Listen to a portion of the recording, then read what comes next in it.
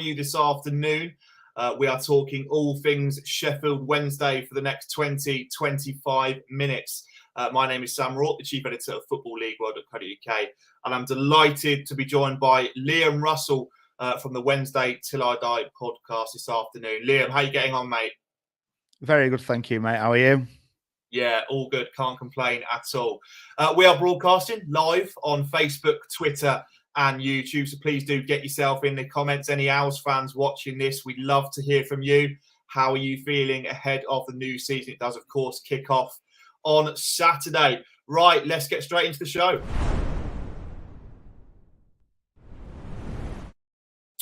Right, Liam, let's sort of reflect on last season before we start looking ahead to the new season. A fourth-placed finish for Sheffield Wednesday last season. Made it to the playoffs. Unfortunately, couldn't get past Sunderland over two legs. It was a 2-1 defeat on aggregate. First and foremost, Liam, have you got over that playoff semi-final defeat? Yeah, I think I'm just about there. To be honest, it was one of those last season. I think at the start of the season, I didn't really expect as. I mean, I sort of expected playoffs, but I kind of would have been happy with top 10, to be completely honest with you, just with how it all ended the previous season and stuff like that. So, and I think, especially looking at it from say Christmas, I think we were 8th, not too far off the playoffs, but I think a lot of the fans, and it was quite negative, to be honest, around the fans and stuff like that. So yeah, I think to crack on and have such a good, such a good time after the turn of the new year, and only end up finishing 5 points off automatic or whatever it was, 4 or 5 points, I think I'd say it was a really good season, personally. Yeah, and I just think we fell short. We fell short, obviously, where it mattered. So you sort of regard it as quite a positive season then. Obviously, you did miss out on the playoffs and reaching the championship again. So would you sort of summarise it as a positive season? Yeah, I think in terms of when you look at how many players we had leave the club, kind of the state of affairs we were in coming down, the fact that we did, it's been one of my, if you do listen to our pod, one of my favourite sayings, freeze and loans. We were only able to, to shop in the freeze and loans. I think we did well with with what we had. Few injuries in there.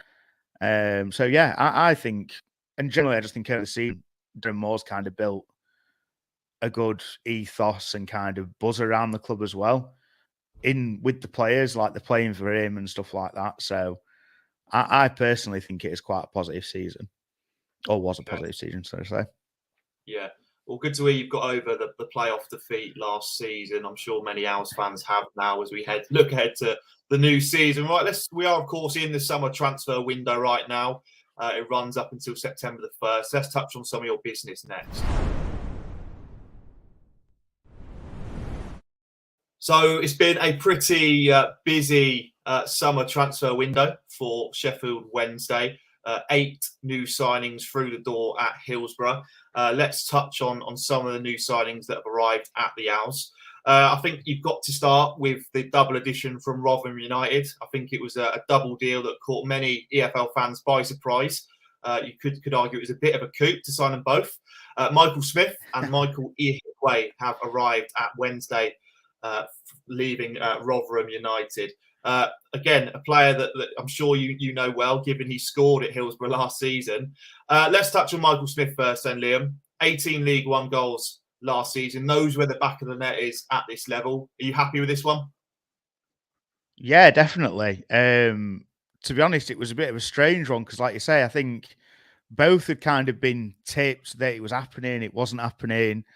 Then there was kind of more reports coming out saying they were staying at Rotherham, and then suddenly just another U-turn, and we'd signed them both at the same time. So yeah, it was a bit of a strange one, really. But yeah, Michael Smith, like I say, for me, and I'll be completely honest, and I said it on one of our shows, I think at the time I wasn't overly excited about it, which sounds ridiculous saying he scored 18 goals.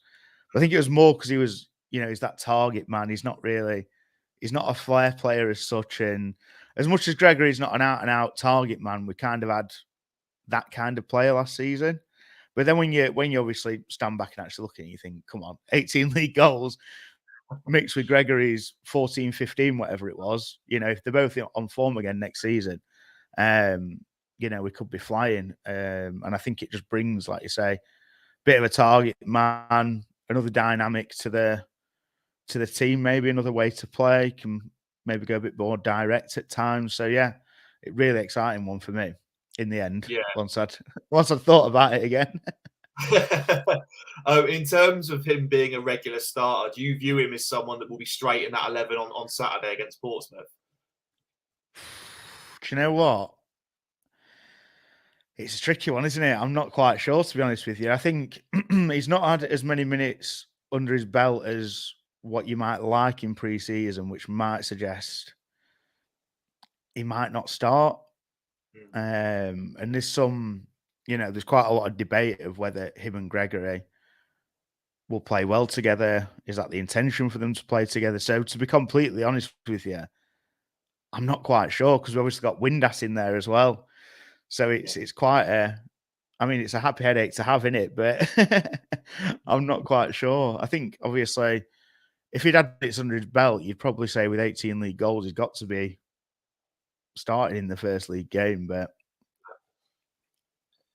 yeah, will be an interesting one. Let's just touch on Michael Ihiekwe then. Brings lots of experience to that Sheffield Wednesday back line. Thoughts on this one? yeah, he's got a lot of games under his belt last season. He was in the League One Team of the Year.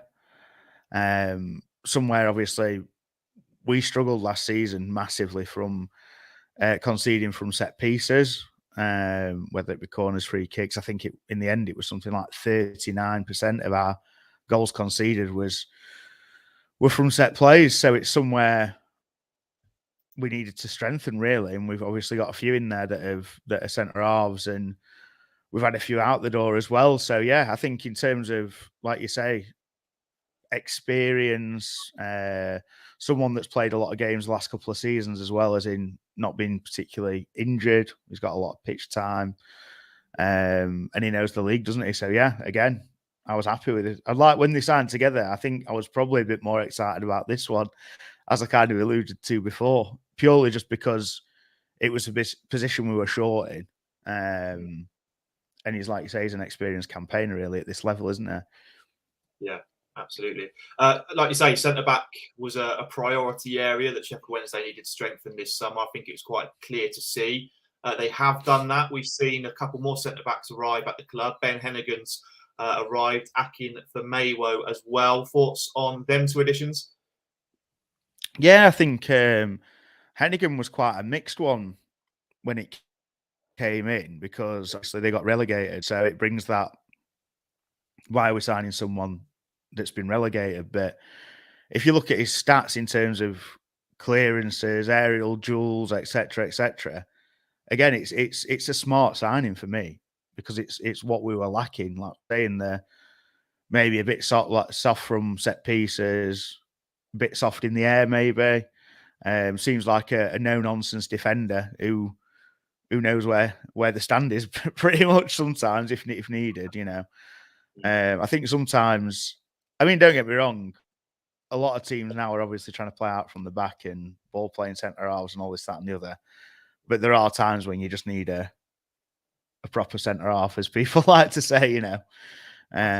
So yeah, I was more than happy with it, and I like to kind of challenge he's been relegated, so he could have been their best player, last season. I don't know enough. I didn't watch Wimbledon enough to know, but like you say, if you purely look at stats, his defensive stats are pretty good. So again, a clever one for me, I think. Yeah, absolutely. Another eye-catching signing that Wednesday made this summer was Will Vaulks. Obviously, after his contract expired at Cardiff City, has been a real figurehead in that Cardiff City team over the last few seasons. Bags of EFL experience, drops down to League One with Wednesday. You must be quite happy with this one, I'd imagine. Yeah, it was a good one because I'm guessing. Well, might come on to a couple of the other departures, but Massimo Lungo was obviously someone that left. And again, anyone that does listen to our or who is listening from the Wednesday Till I Die podcast know he's my favourite player. There's always a bit of a joke about uh, him being my favourite player. So I think it kind of softened the blow of him going with Volts coming in. Maybe not quite the same kind of player, but as you say, his experience, with Cardiff and the other teams he's played for in the Championship and what have you, I think you can't turn your nose up at it all, can you? Obviously likes to put a challenge in, but then also isn't afraid to have a little shot as well. If you look at his highlights reel, you might get a little bit excited, like some of our fans have. So yeah, no, more than happy with that. Like you say, quite an exciting one, really, when you look at his history. Yeah, definitely likes a long range effort from about 40 yards. So I'd imagine we'll see a few of them at Hillsborough over the next season or Yeah, so.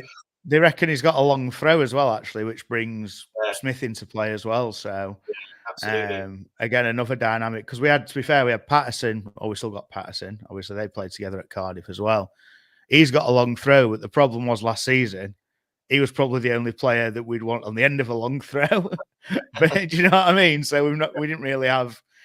We had it there, but we couldn't really utilize it because there was no one else really to get on the end of it. So Yeah, definitely. Let's just touch up on a few more of the additions. A couple more. Tyreek Backinson arrives 6 days ago from Bristol City. A young athletic midfielder, spent time on loan at Ipswich Town last season. Perhaps haven't seen the best of him just yet, but a player for the future. Thoughts on that one, Liam?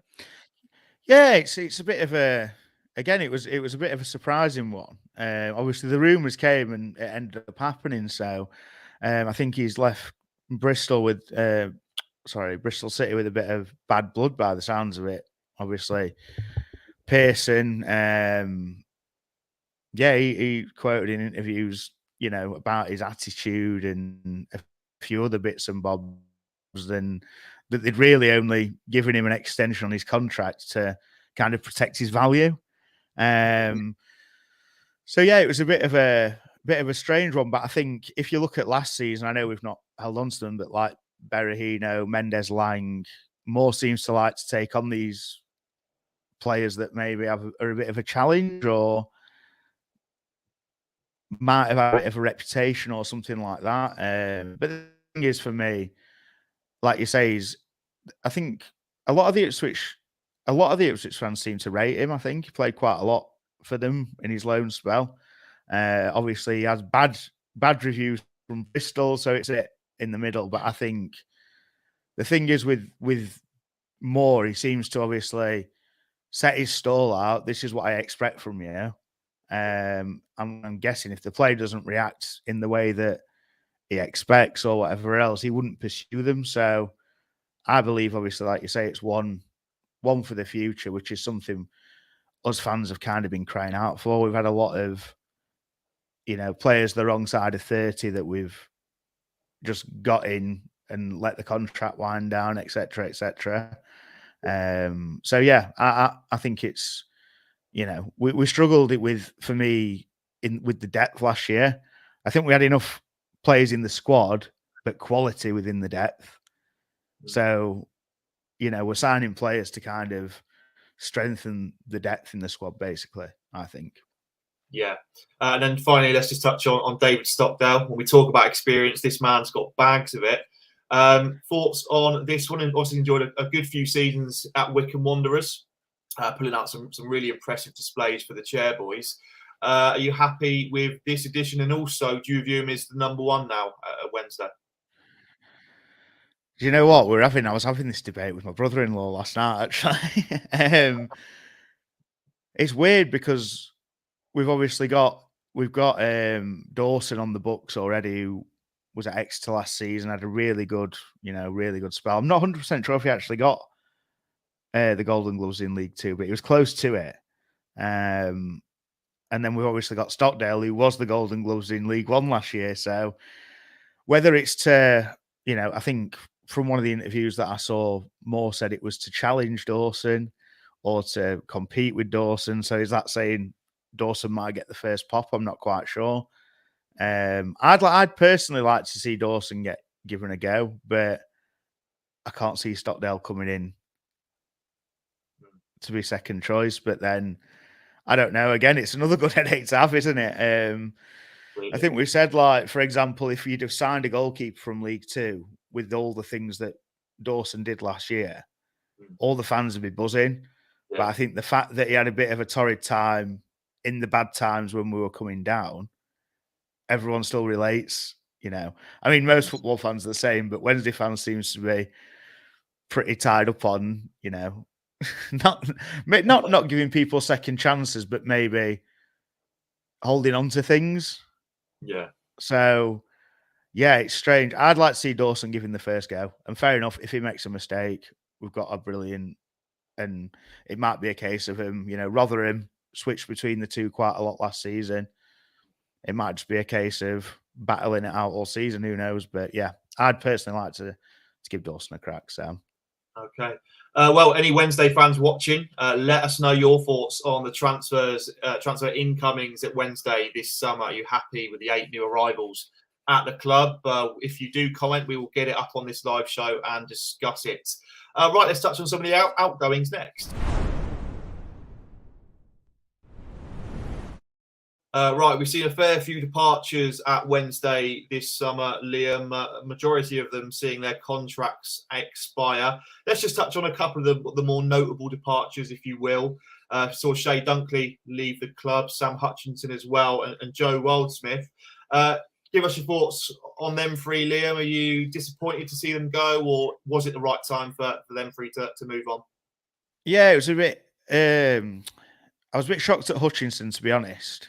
And to be honest, a little bit at Dunkley, purely because of the issues that we had at centre half last year. Obviously, we kind of saved that Christmas with loans with Dean and Story. But on reflection, I think because Hutch has been there so long, obviously kind of first came as a defensive mid, then this year pretty much was centre half pretty much all season. I think there was a lot of people that, quite rightly, myself included, like, what are we doing here? We're short on centre halves. Hutch was actually, you know, really good this year, and we got more games out of him maybe than we had done previously. But I think looking back on it, I can kind of understand why. In a sense that he has been here so long. He was part of that, you know, playoff push when Carlos was here for the Premier League. I know Bannon was as well, but I just think, is it better for him to leave when he's had a good season rather than it going down him being there too long and just thinking, oh, why are we playing him, or this, that, and the other? And it's quite a statement of intent from the manager as well to kind of say, right, I think it might be time for you here with such a player like that. Again, Dunkley, purely because of the situation at centre half. Again, I thought they might have given him another year, maybe. But I wasn't too surprised either way with Dunkley, purely because he's not really had the best time with us. I think when he has, in spells, he has played really well. But injuries and other people being ahead of him, it's just kind of, it's not really gone too well for him. So I can understand, even if it's more from a personal side, that he's thought, right, it's time for me to try and do something different. Kind of the same with Joe as well. Obviously, Wednesday lad or Sheffield lad. He's been there years, but I think it is time for him to try and push for first team football. And he's obviously kind of, I think he got offered something, but there's always that thing of, it might have been a token offer of, we'll offer you something, but it's pretty much saying, right, we don't really need you as such, in a nice way. So yeah, I think I'm happy for him, and I hope he plays first team football and does well, to be honest with you. But again, wasn't too surprised at that one either. Okay.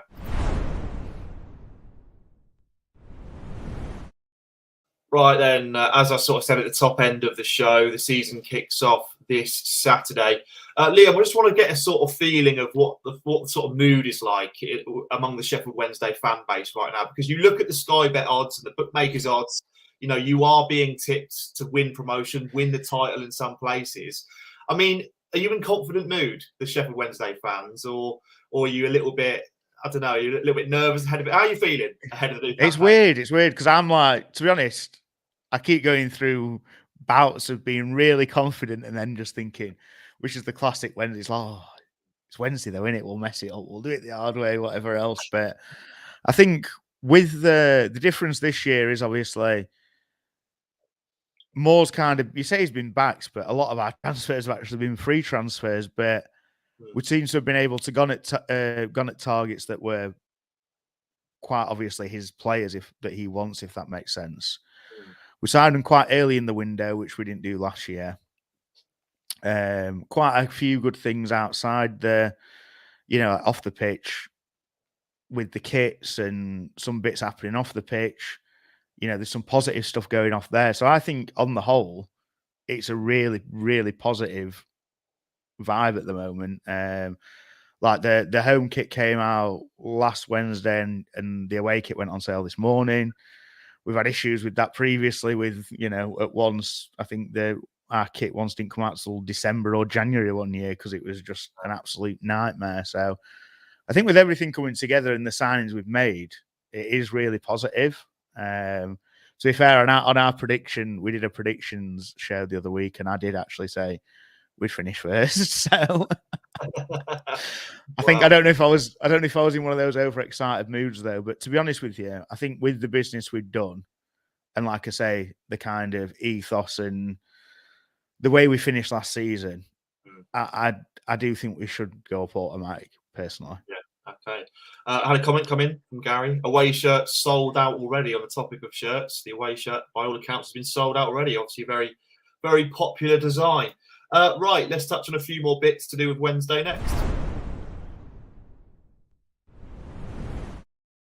So, Liam, you've already sort of hinted at how you're feeling ahead of the new season and where you feel Wednesday are going to finish. So, when you look at the current squad that the Owls have got right now, you've retained the likes of Barry Bannon and George Byers and lots of good players like that. Are you feeling confident then that you've got one of the strongest squads in the division? Yeah, I think we have, to be honest with you. And I don't think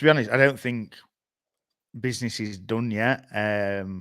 Obviously, we only got one loan in so far in Reece James. Obviously, not the Reece James, but Reece James from Blackpool.